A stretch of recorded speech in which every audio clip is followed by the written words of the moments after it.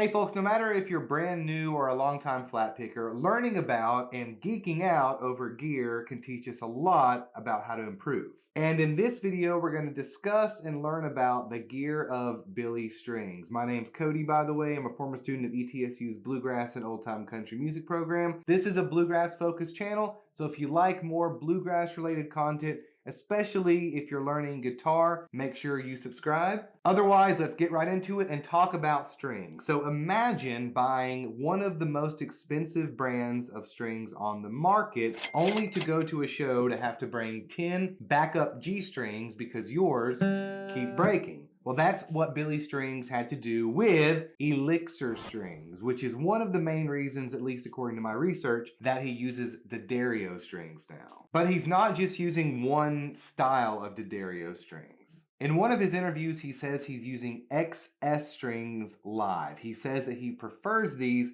and how they sound with his pickup system. He prefers EJ17s when he's performing into a microphone. And in an older video, he says that he at one point was using D'Addario EXPs. And according to everything I've read, he uses medium gauge strings size 13 to 56. But Cody, aren't all strings the same? Why is he using so many different styles? Bluegrass pickers can be extremely picky, no pun intended, when it comes to string choice. The gauge of a string, for example, impacts power and volume, and the string material itself affects brightness. And here's the thing, what works on one guitar might not work on another guitar. So there's lots of variables at play. And that's why you might hear players use a variety. The same is true with picks. So Billy uses a brand of picks called Blue Chips, and they're preferred by a lot of serious flat pickers. Specifically, he uses this TP48, which equals to 1.22 millimeters in size. My go-to pick here is a slightly slimmer Blue Chip Tad 40. But the question is, why this specific brand? Billy has said in an interview that he was heavily inspired by Brian Sutton, who recommended the pick to him ages ago. If you don't know who Brian Sutton is, go check out his work. He's one of the most well-known and versatile flat pickers alive today. But beyond that, I'd imagine Billy's choice has a lot to do with how this pick just feels and performs against the strings. These picks are thick and rigid, they're beveled so they release cleanly against your strings. Speaking personally, I've got a coffee cup on my work desk full of boutique picks, but the one that I radar back to is also the Blue Chip. To me, there's just less resistance, there's less fight, and when your right hand is trying to build up to what Billy Strings can do,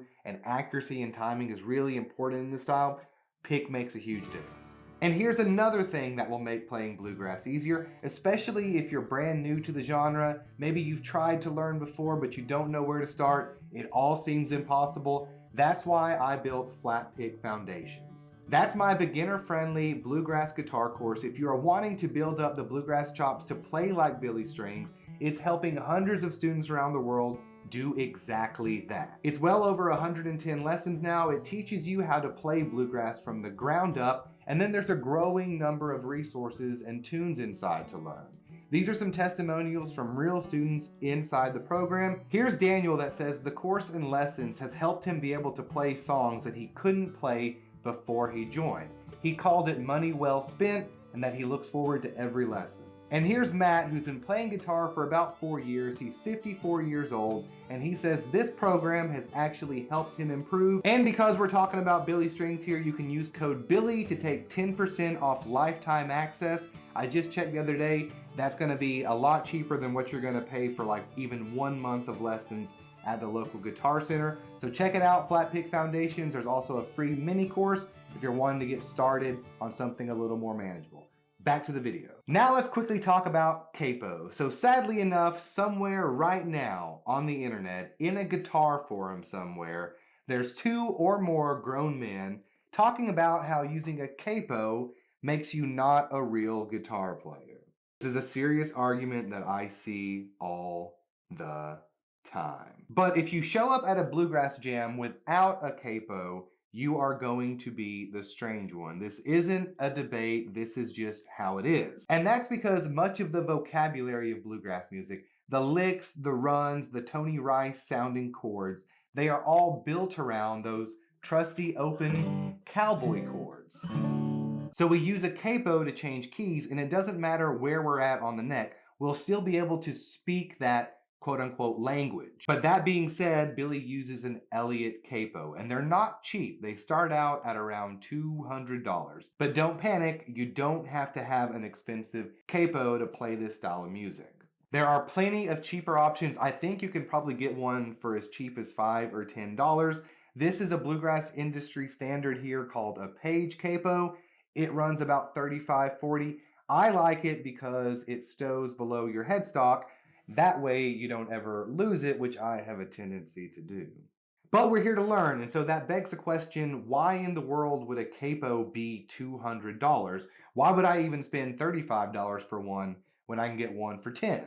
We can think of a capo like a movable nut here. And when you clamp it down, if you apply too much pressure, your note could go sharp. If there's not enough, it could buzz. And if it's uneven pressure from the back, clamping down on those strings, it can be a tuning nightmare. And that's really bad, especially if you're on stage, and in Billy's case, performing for a living. Full disclosure, I don't know a whole lot about the Elliott brand capo that Billy Strings uses, but I know a lot of the higher end ones are made out of better material, and they are even custom made in a lot of cases to fit the exact neck profile on your guitar.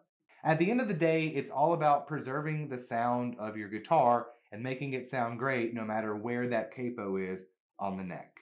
Next, let's talk about guitars. Now, you might think that because Billy is a bluegrass musician, that he automatically defaults to always playing the traditional, the classic Martin guitar. But when you go to see him play live at one of these huge stadiums, he's probably not using a Martin for most of the show at least. His number one stage guitar is a Brazilian rosewood Sunburst Frankenstein built by Preston Thompson Guitars out of Sisters, Oregon. Here are the specs.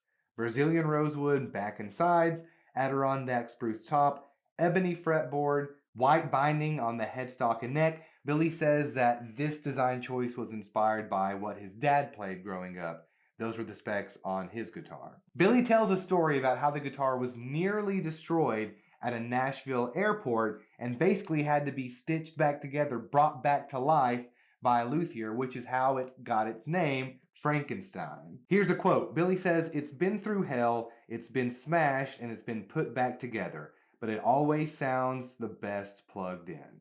He also has a backup to Frankenstein called the Bride, and it comes with the same specs except with a different sunburst finish. So for touring, it's a Thompson guitar, but he also mentions owning, amongst other Martins, a 1940 Martin D28. This is from Martin's golden era, those pre-war guitars that are really the most famous, the most sought after, the most expensive of all the Martin dreadnoughts. And the Martin D28 is probably the most widely used guitar in all of bluegrass music. Folks, if you are looking for a great new hobby to get into, if you've been wanting to learn how to play the bluegrass style of guitar, if you're like me, you get online, you find the lesson, and it's way over your head. And so I made Flatpick Foundations to solve this problem. There's on-screen tabs. Again, it's helping hundreds of students around the world understand how to play bluegrass music, and you don't have to get into like years of expensive lessons to learn how. All of it's laid out right there, and the coolest part of it all is I'm updating it over time, so you're going to get more tunes to learn. As a matter of fact,